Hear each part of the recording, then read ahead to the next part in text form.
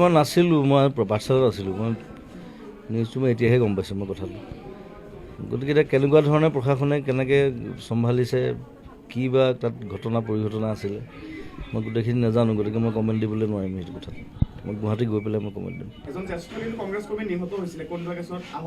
আচ্ছা,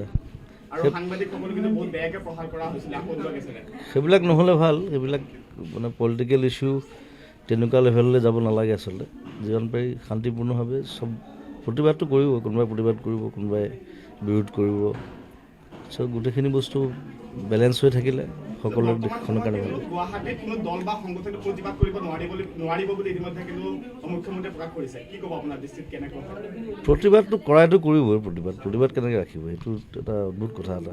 পৃথিৱীত তেনেকুৱা কোনো দেশ নাই য'ত প্ৰতিবাদ কৰিব নোৱাৰিব কোনোবাই। কিবা এটা বেয়া দেখিলে, কিবা এটা বেয়া পালে প্ৰতিবাদ কৰিবই। ময়ো কৰোঁ মাজে মাজে। চ' সেইটো